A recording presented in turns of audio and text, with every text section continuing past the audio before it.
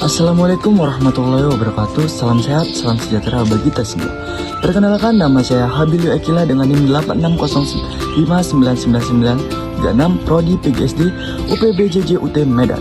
Pada video kali ini saya akan mempresentasikan materi untuk memenuhi tugas tutorial 2 mata kuliah Filsafat Ilmu dengan topik peran filsafat ilmu dalam memperkuat ilmu pendidikan. Kalau kita mendengar kata pendidikan, yang langsung terbayang biasanya adalah sekolah, guru, siswa, buku, pelajaran, dan kegiatan belajar mengajar di kelas. Padahal sebenarnya pendidikan ini memiliki makna yang jauh lebih luas dari itu. Pendidikan bukan hanya proses menyampaikan ilmu pengetahuan, tetapi juga proses membentuk pola pikir, karakter, moral, dan cara manusia memandang kehidupan. Namun, agar pendidikan dapat berjalan dengan baik dan memiliki tujuan yang jelas, tentu dibutuhkan dasar pemikiran yang kuat. Dari sinilah filsafat ilmu memiliki peran sangat penting. Filsafat ilmu membantu manusia memahami bagaimana suatu ilmu terbentuk, bagaimana ilmu diperoleh, bagaimana ilmu digunakan, serta manfaat ilmu tersebut dalam kehidupan manusia. Karena itu, filsafat ilmu dan pendidikan memiliki hubungan yang sangat erat dan saling berkaitan. Oleh karena itu, pada pembahasan kali ini saya akan menjelaskan beberapa hal penting, yaitu bagaimana filsafat ilmu mengawasi dan memperkuat ilmu pendidikan, bagaimana pendidikan turut memperkuat perkembangan filsafat ilmu, mengapa filsafat ilmu disebut sebagai pisau analisis dalam membedah persoalan pendidikan, serta contoh konkret penerapannya dalam praktik kehidupan pendidikan sehari-hari.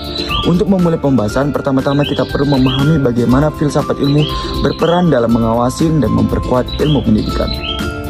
Filsafat ilmu memiliki peran penting dalam memberikan dasar dan arah bagi pendidikan.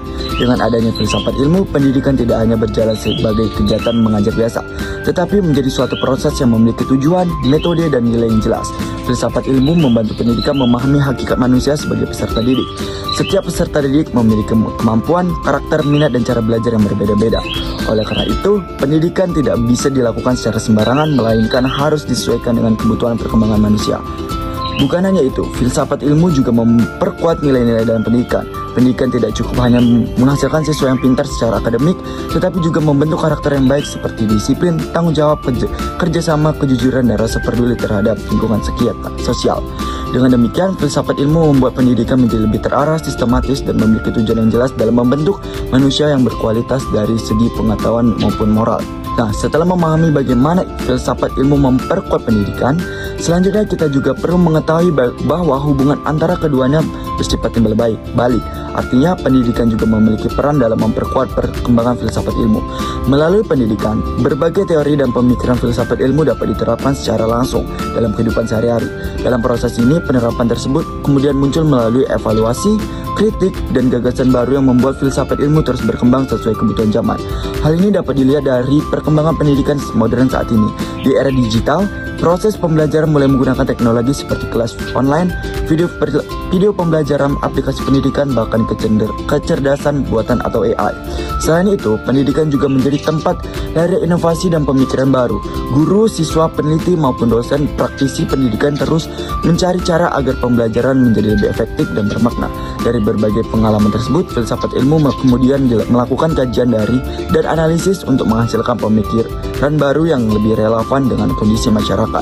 Yang ketiga, selanjutnya saya akan membahas filsafat ilmu itu kenapa disebut sebagai pisau analisis dalam pendidikan. Disebut filsafat ilmu sebagai pisau analisis dalam pendidikan itu karena filsafat ilmu ini mampu digunakan untuk membedah dan menganalisis berbagai persoalan pendidikan secara mendalam, kritis, dan sistematis. Dalam filsafat ilmu terbagi 3 kajian ilmu utama, yaitu ontologi, epistemologi, dan aksiologi. Ontologi ini membahas tentang hakikat atau dasar suatu ilmu. Kemudian epistemologi ini membahas tentang bagaimana ilmu itu diperoleh, sedangkan aksiologi membahas tentang nilai dan manfaat ilmu. Melalui ketiga aspek tersebut, filsafat ilmu dapat digunakan untuk menganalisis berbagai persoalan pendidikan.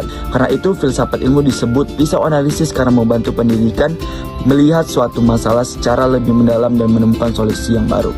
Yang keempat, agar pembahasan ini lebih mudah dipahami, penerapan ilmu ini sebenarnya dapat kita lihat bersama secara langsung dalam praktik kehidupan sehari-hari. Salah satu contohnya adalah penerapan kurikulum merdeka. Dalam kurikulum merdeka, siswa tidak hanya dituntut untuk menghafal materi pelajaran, tetapi juga untuk berpikir kritis, kreatif, aktif, berdiskusi dan mampu memecahkan masalah. Hal tersebut menunjukkan adanya penerapan epistemologi karena siswa memperoleh pengetahuan melalui pengalaman belajar secara langsung dan aktif.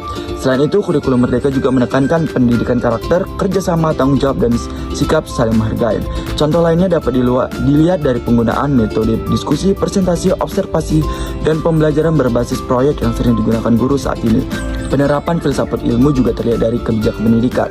Misalnya pemerintah melakukan evaluasi terhadap kurikulum agar sesuai dengan perkembangan zaman dan kebutuhan peserta didik. Hal ini menunjukkan bahwa pendidikan selalu dikaji dan diperbaiki menggunakan pemikiran yang kritis dan ilmiah. Dari contoh-contoh tersebut dapat dilihat bahwa filsafat ilmu benar-benar memiliki peran dalam praktik kehidupan pendidikan dalam kehidupan sehari-hari.